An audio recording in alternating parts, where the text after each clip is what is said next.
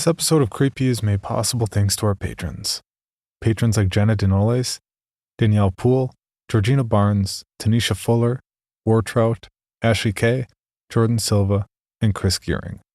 Patron rewards range from commercial-free early access to episodes and shoutouts on the podcast, to bonus episodes and sticker sets, all the way up to hour-long personalized narrations. If you'd like to find out more about how you can support the podcast, please check out our rewards tiers at patreon.com/creepypod. All right, we're almost there. Just about one more week until we hold the official post and drawing for the new X1S microphone on our YouTube channel. You still have time to subscribe so that when the time comes, you can be entered into the drawing. Just follow the link in the show notes to find the official Creepy channel on YouTube. Remember, the microphone drawing is only open to US residents, but we will do multiple t-shirt drawings that are open to everyone. Now,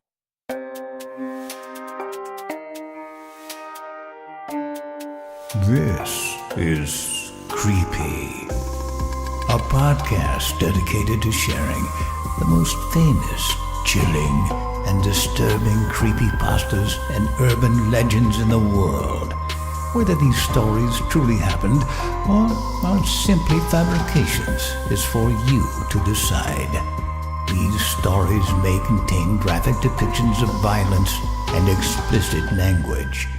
Listener discretion is advised.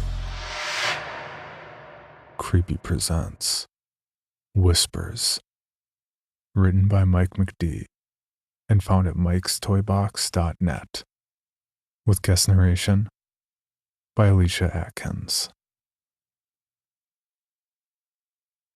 I'm posting this tonight in the hope that it'll clear up the misunderstandings surrounding the disappearance of Deborah Lindsay Kane, at the risk of my personal ridicule. Sticks and stones and all that. None of it will matter after tonight. Consider this my one pathetic attempt at an apology, if nothing else. It's sort of my fault what happened. Even in her heyday, internet blogger Sugar Cane was just another web comedian. She was funnier than the average and certainly skilled with a pen, but otherwise no more remarkable than the rest. For years, the circumstances surrounding her disappearance were only occasionally mentioned, and only in the most obscure threads on a couple of forums. She would have been forgotten forever if those city workers hadn't found the tape recorder last Monday.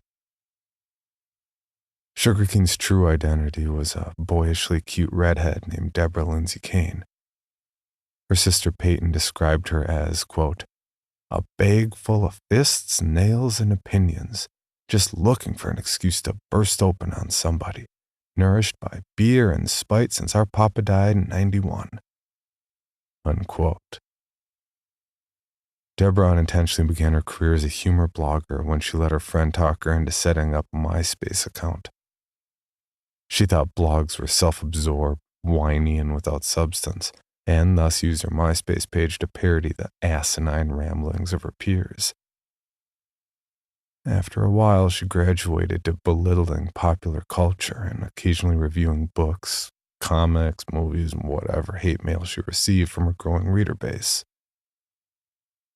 She quickly realized people enjoyed her writing, and by mid-2005, she ditched her MySpace account and set up her own humor site, Sugarcane Junction. Despite Deborah's more than decent writing, the site was mediocre at best.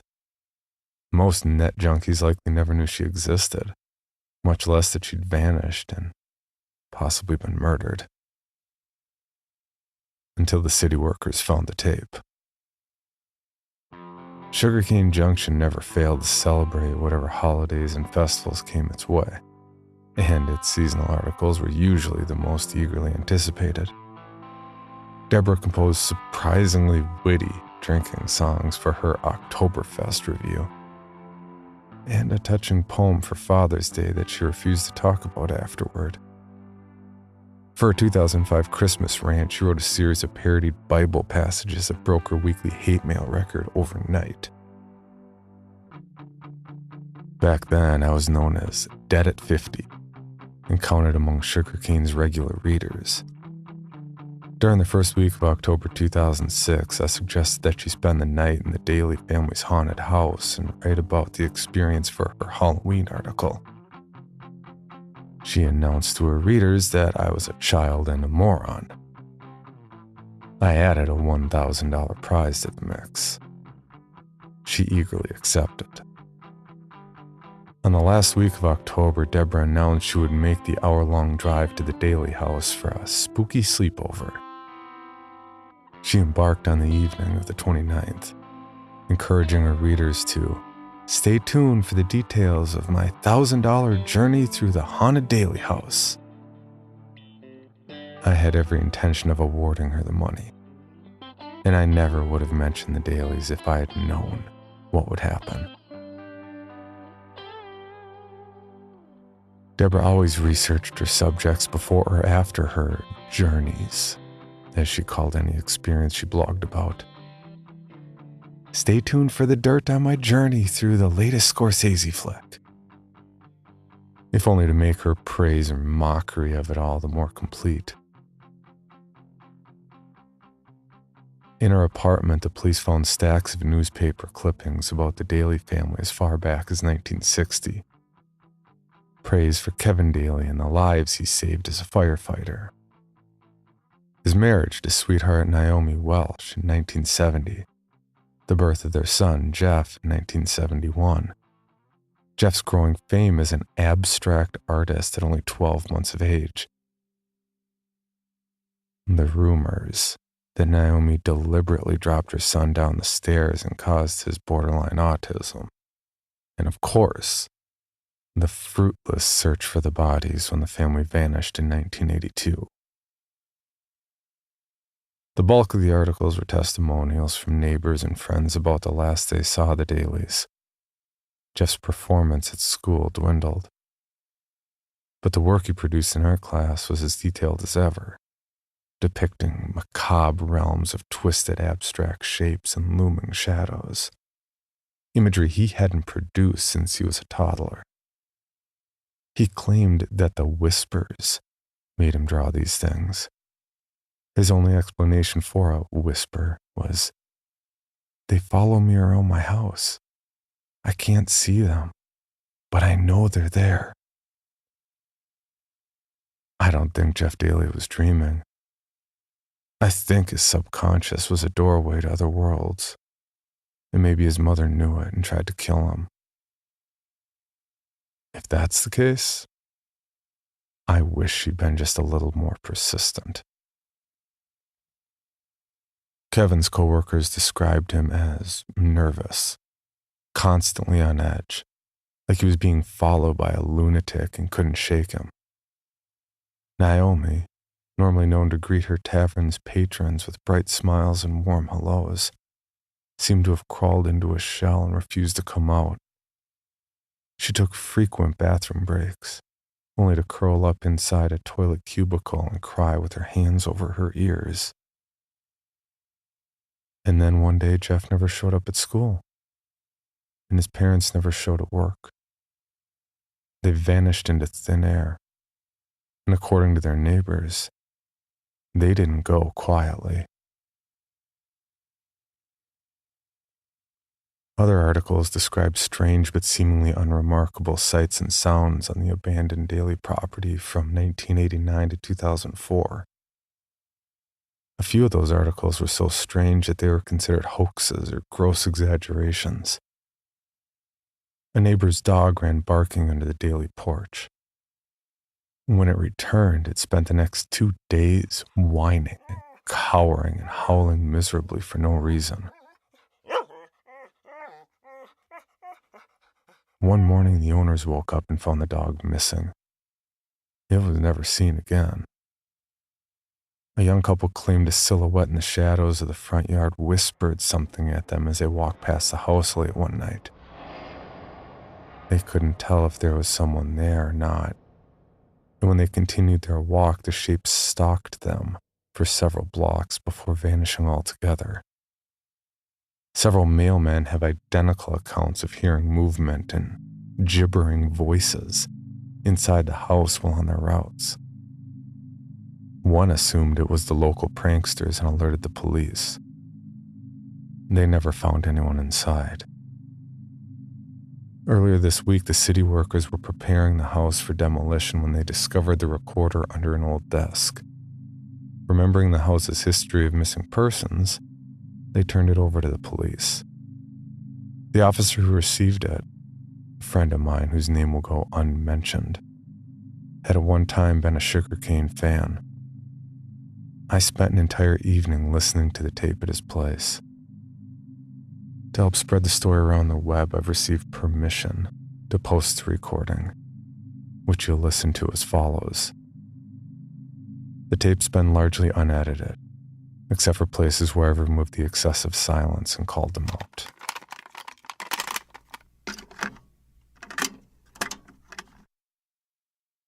The tape begins with 15 seconds of silence.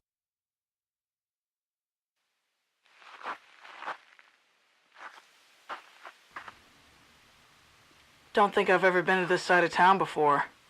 Had to stop at a diner and get directions because I managed to get my stupid ass lost. It's supposed to be an hour-long drive, but it'll be close to midnight by the time I find this dump. Oh, I told the lady I was coming to visit an old friend who lived in the Dailies neighborhood, and she was happy to help me find my way. Imagine I won't be well received if I go around telling everybody I'm spending my weekend breaking into other people's houses, even if the Dailies are too dead to give a shit.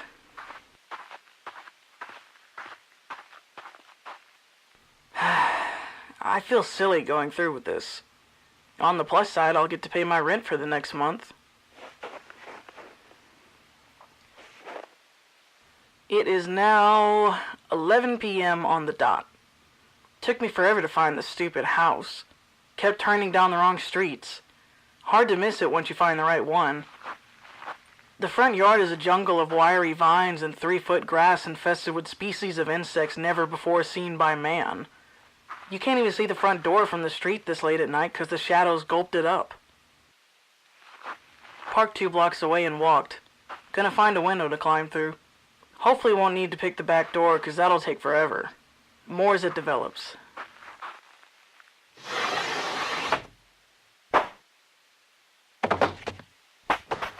Tripped.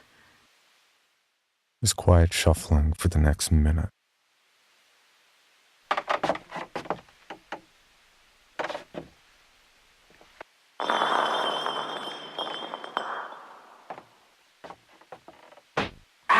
It's pitch black in here.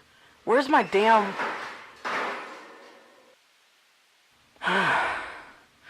Okay, I'm in. My camp is set up in the... I guess this was the office? There's a dusty old desk next to the window I just climbed through and a bookcase to the right of the door. Both are bare. I'm about to take my tour of the house. Camera ready, although this place isn't much to look at. Keeping the flash off so the pics might need to be tweaked when I get back. I ought to keep the flashlight off and just let my eyes adjust, but... yeah, I'm not gonna do that. There's 2 minutes of silence.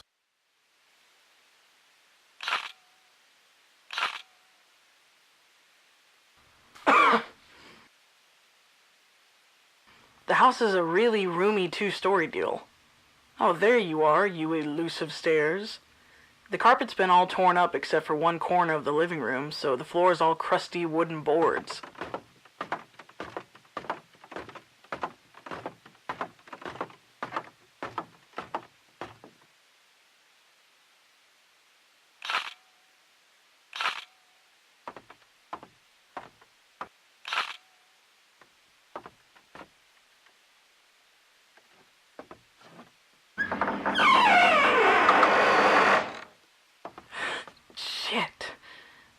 A moldy bathroom untouched since 1982.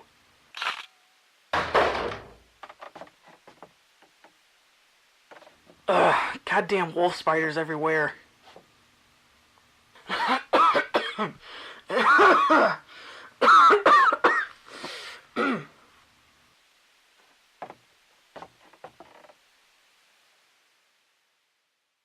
7 minutes pass with footsteps, camera clicks, and Deborah's cough the only sounds.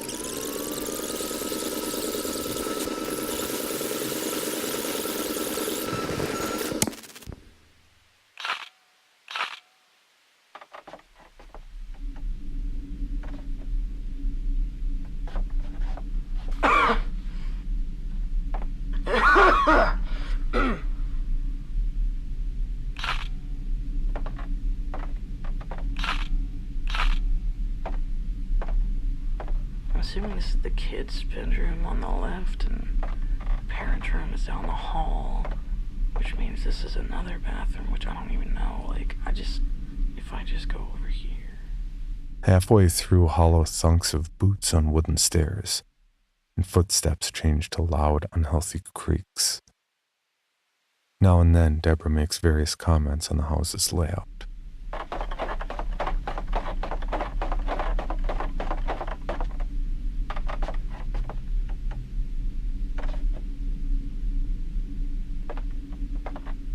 The dust in this place is murdering me. Second floor is rickety as hell. Here's hoping the building doesn't collapse on me in the night.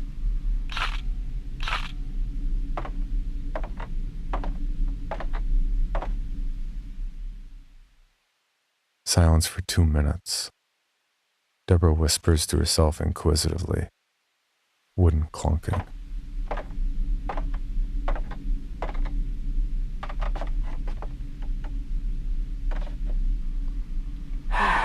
I think that's it for the tour.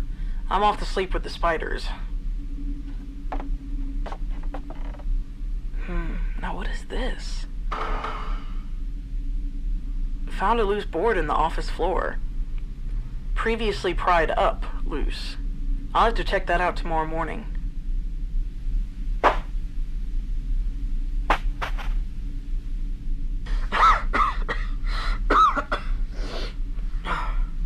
God, I can't breathe in this place.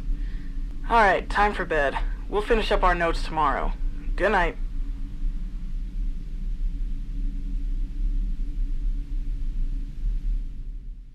Silence for another minute.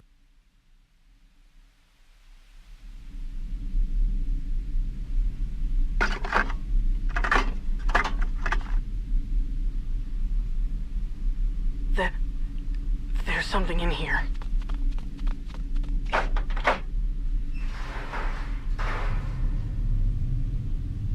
Fucking rats. I knew it.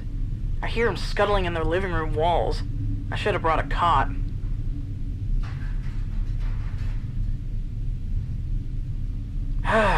Okay, well, I won't be sleeping tonight after all, so I'm prying that board up to pass the time. More as it develops.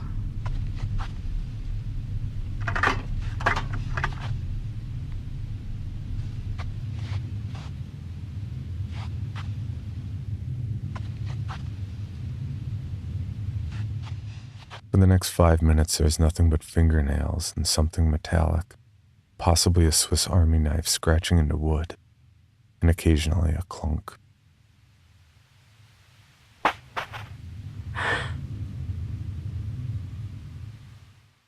Another minute of silence.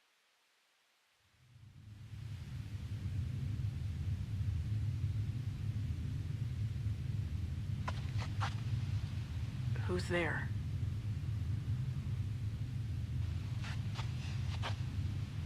Who's there?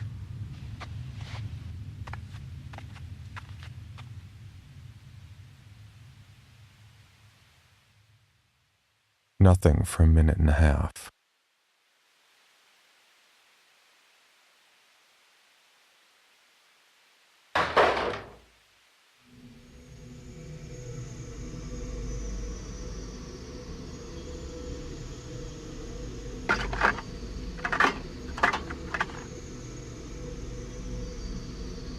I'm losing my mind. I could swear I heard...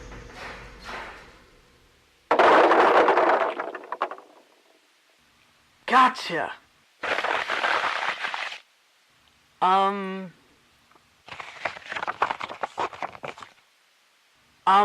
There's drawings. Wadded drawings stuffed into this little space beneath the loose board. I think they're Jeff Daly's pictures. When he was 5, he used to draw his bad dreams to... No, these can't be real. The detail is...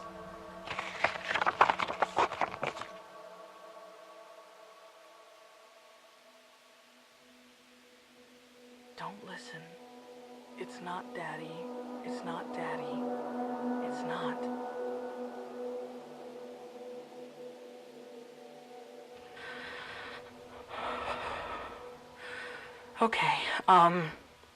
Okay, this isn't funny anymore.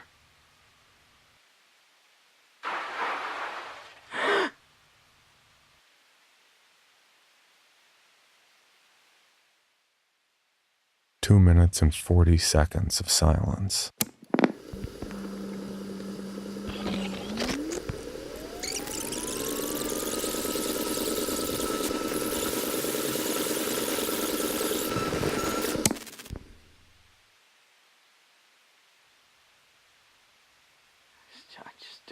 This is not funny.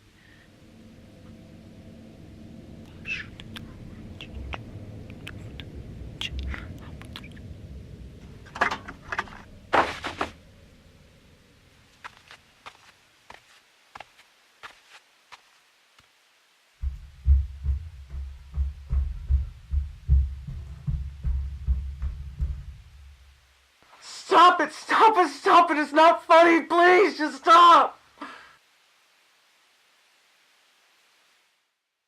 3 minutes pass with no sounds except a periodic thump deep within the house, and Deborah shouting angrily.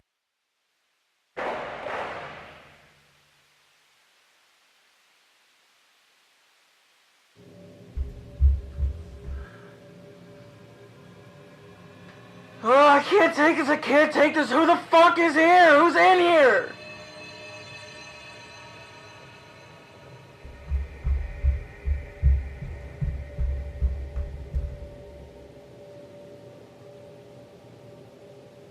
Who's in here? Why are you doing this? Leave me alone!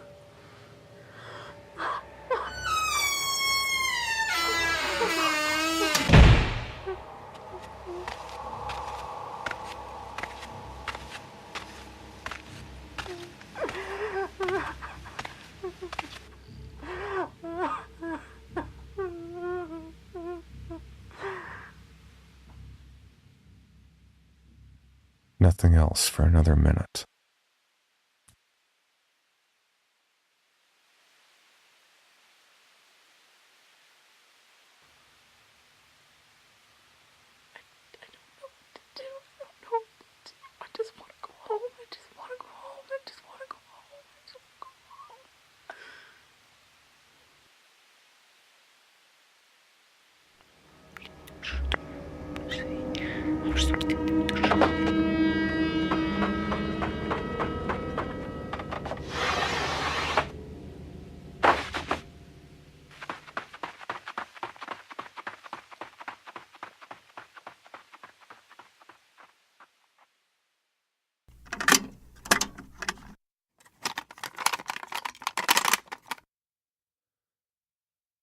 Deborah posted an update the same night.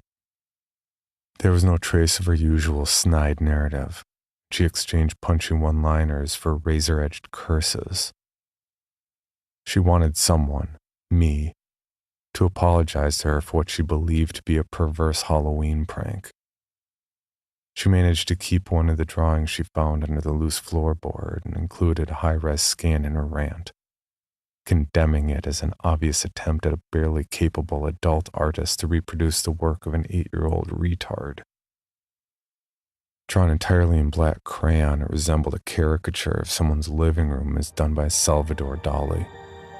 At the center stood a dark shape with a grayish head misshapen like in a funhouse mirror, making it impossible to tell if it was supposed to be human or not. The thing stared right at the viewer over its shoulder with 2 empty black holes for eyes. 3 more of the things stood beyond it, also staring at the viewer. It was as if the act of drawing the scene had grabbed their attention. Although their faces were amorphous mushes of white and gray, the 3 in the background seemed to be smiling. And it really did suggest a level of artistic finesse beyond that of an 8-year-old boy. but the style matched Jeff Daly's other drawings. Deborah and I both got our share of hate mail after that blog. Half her readers thought I was an asshole for setting her up for such a nasty trick. The other half thought Deborah was pulling a hammed-up Halloween prank of her own. And when her next 2 updates erratically described how the sounds of the Daly house had followed her home, everyone became all the more certain of this. They still believed it was a joke when she failed to make a single update for 2 weeks afterward. On November 4th, in the middle of the afternoon, Deborah called her sister Peyton. She was blubbering so much Peyton couldn't understand a word she said at first. Quote, "She let loose with a heartbroken drunk routine, said she was sorry for missing my wedding, sorry for always being a spiteful bitch when we were growing up, sorry for kicking our dog when she was 12, apologizing for all kinds of silly stuff like the desperate sinner at confession." She stopped to catch her breath, and I heard somebody else in the room with her talking quiet like they didn't want me to hear. I asked if she wanted me to come over. She started sobbing again and said, "I hear Daddy, but it isn't Daddy." And then she hung up and I called the police. They didn't find anybody when they got there. I was talking to her only 1 minute before. Unquote.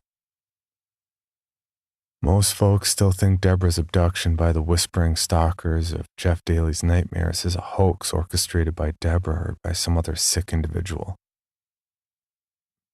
The tape has been proven a fake by one ignorant skeptic after another. And it won't be long before Sugarcane Junction fades into obscurity once again. I hope to prevent this, not because I feel pity for Deborah Lindsay Kane, though I really do pity her, but because I hope to prevent others from vanishing like she vanished, and like the city workers who found the tape vanished, and like my friend vanished.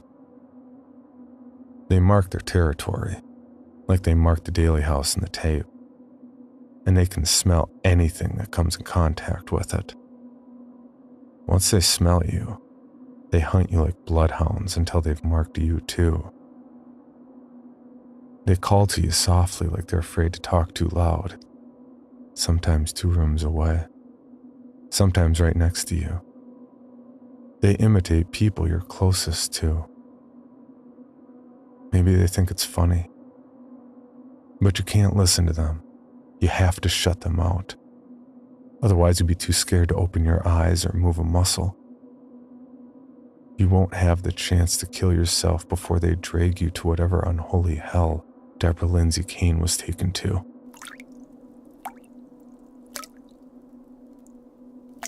I have to go take a bath with my toaster now. Mother's been calling to me for the last hour, even though she's been dead for 5 years.